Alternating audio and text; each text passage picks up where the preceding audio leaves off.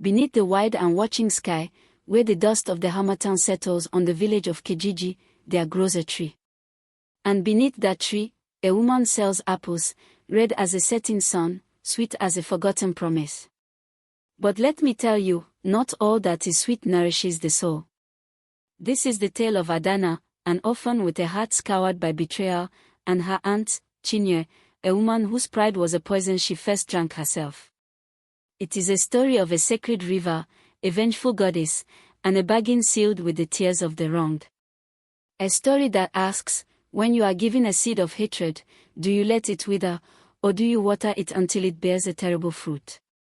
So, to the young couples building your new homes, to the families weaving the fabric of your kin, to every individual holding a hurt in your heart, listen closely. For the wisdom of our ancestors whispers on the wind, a family that fights itself, feeds the world with its own sorrow. The wrongs of one generation become the curses of the next, unless someone, someday, is brave enough to break the chain. Welcome to Echoes from the Baobab Tree, where the timeless spirit of Africa comes alive through the power of storytelling. If your spirit feels at home by this fire, then you are part of this circle. Add your voice to ours, subscribe to the channel. Like this story, share it with your own family, and help us ensure these echoes never fade. Now, let's continue the story. They called her the Apple Woman. Her smile was gentle. Her fruit was sweet, but no one in the village of Kijiji knew the true price of every bite. 15 years ago, they had cast out a young girl named Adanna. Now she had returned with a basket full of beauty and a heart hardened by vengeance. If only they knew what she sold to them as apples. The sun was setting behind the acacia trees when a 16-year-old Adanna sat beside a broken clay pot, watching the sky bleed into orange. Her face was young and beautiful, but carried a sadness too heavy for her years.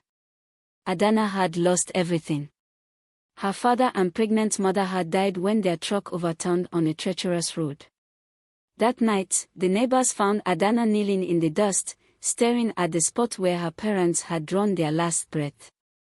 Her only surviving relative was her mother's elder sister, Chinye, a woman known for her wealth and pride. She was married to one of the village's most respected elders, Chief Adewale. They lived in a large compound with high walls, cemented floors, and had 2 children, Busy, who was Adanna's age, and her younger brother, Tund. When Adanna's parents died, Aunt Chinya did not want to take her in. She is not my responsibility, she told her husband. But Chief Adewale insisted. She is your blood, he said firmly. What will people say if we abandon her? Reluctantly, Chinya agreed.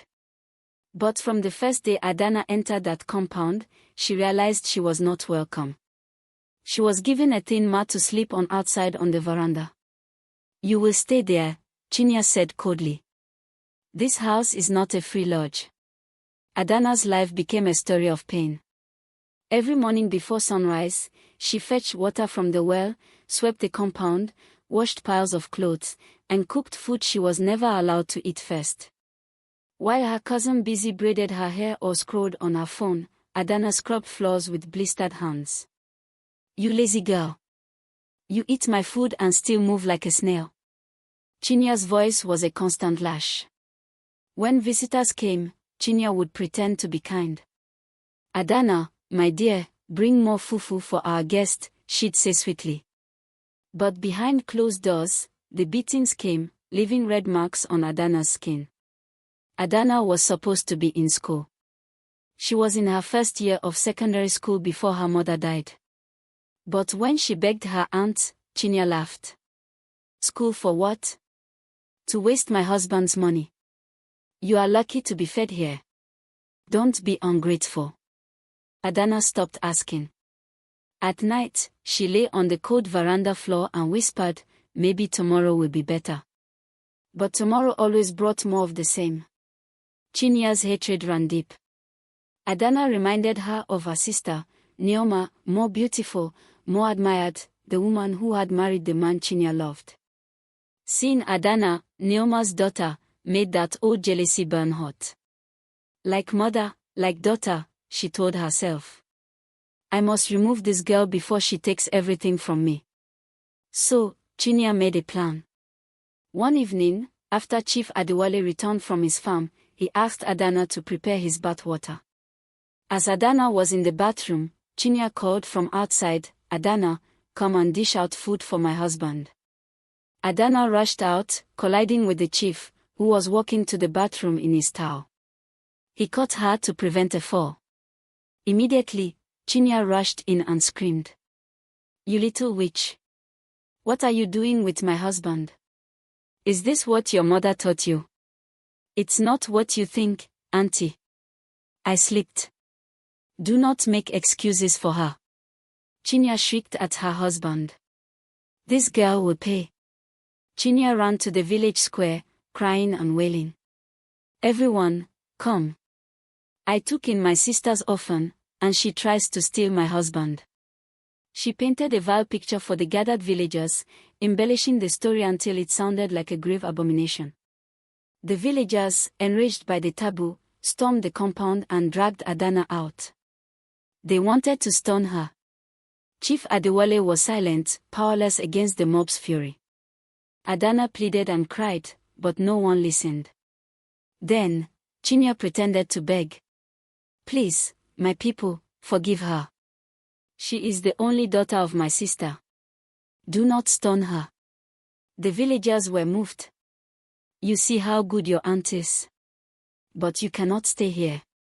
If you are found by dawn, you will be burned." As Chinya hugged her tightly for show, she whispered into Adanna's ear, "That serves you right. Your mother took the only man I ever loved. Now I have condemned her only daughter. Rot in hell." Shocked and broken, Adanna was driven into the night. She wandered until her legs ached, stumbling upon a forbidden river at the edge of the ancestral lands. Parched and desperate, she drank from its waters. Suddenly, the river parted, and a figure rose, a river goddess, beautiful and terrible. "Who dares drink from my sacred river?" the goddess asked, her voice like rushing water. Terrified, Adanna fell to her knees and told her story. When she finished, the goddess smiled. "How cruel. Now we will make them pay." "Yes," Adanna whispered. "I want them to pay. Then follow me." For 15 years, the river goddess sheltered Adanna. She healed, grew taller and stronger, and learned the ways of the vengeful spirits of the river. When it was time, the goddess gave Adanna a basket of perfect, red apples. "Apples are rare in Kijiji," the goddess said. "Sell them cheaply so everyone may eat. When they do, their spirits will be bound to me, and you will have your revenge." And so, Adanna returned to Kijiji. No longer a frightened girl, but a woman with a cold calm in her eyes. She set up a store, and her apples, sold for a pittance, were irresistible. The villagers devoured them, marveling at their divine taste. They did not know that with each sweet bite, they were forfeiting their sight, their very eyes being consumed. As the village feasted, Chinya's world crumbled. Chief Adewale fell mysteriously ill and died. His brother seized his properties, leaving Chinya and her children destitute. Adanna felt a cold joy. The river goddess then gave her a special basket. "For your aunt. When they eat, they shall suffer." Adanna delivered the apples with a mask of sympathy. Chinya, not recognizing her, accepted the gift. Soon after, Chinya, busy, and torn grew gravely ill. On her deathbed, a weak Chinya finally recognized Adanna and begged for forgiveness. "You want me to forgive you?" Adanna asked, her voice steady and cold. "It is a little too late for that." Meanwhile, a strange blindness spread through Kijiji. People woke to darkness, and panic gripped the village. The elders were powerless. An old, blind seer named Mama Efua, who saw with spirits rather than eyes, discovered the truth. She went to the village elders. "The apple woman feeds us a cursed fruit.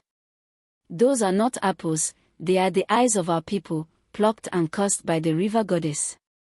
Adanna seeks revenge for the wrong done to her 15 years ago. Mama Ephia confronted Adanna, showing her a vision of the river goddess's true plan, to consume all the souls and discard Adanna when she was no longer useful. Horrified, Adanna wept. I did not know. But what they did to me. You are still alive, my child, Mama Ephia said gently. Let go of the hatred before it kills your soul. Help me break the curse. Adanna agreed. Mama Ephia gathered the villagers and revealed the horrifying truth, tipping over a basket of apples that blinked like human eyes on the ground. She then led a ritual of atonement. Every villager gave a pinprick of blood into a clay bowl, a sacrifice to bind them together. A young virgin girl was chosen to carry the blessed clay pot to the river. At the riverbank, the goddess rose in a fury, but the girl did not falter.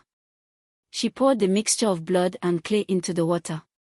The goddess screamed, a sound of shattering glass and crashing waves, and was pulled down into the depths she once commanded. As the river stilled, sight returned to the people of Kijiji. They turned to Adanna, their faces filled with shame and gratitude. The village elder wept. We were wrong. We did not listen. Forgive us. Adanna stood quietly, the cold vengeance in her heart finally melting. She looked at the hands that had once cast her out and felt something new, a fragile warmth. I forgive you, she said. The words lifted an ancient weight from the village. Peace returned. Months later, Adanna, now free and whole, married a kind man from the village who had admired her strength. They wed with drumming and celebration. Adanna walked into her new life not because her path had been easy, but because she had chosen to let the light back in. The villagers had forgotten how to see, but in the end, they remembered.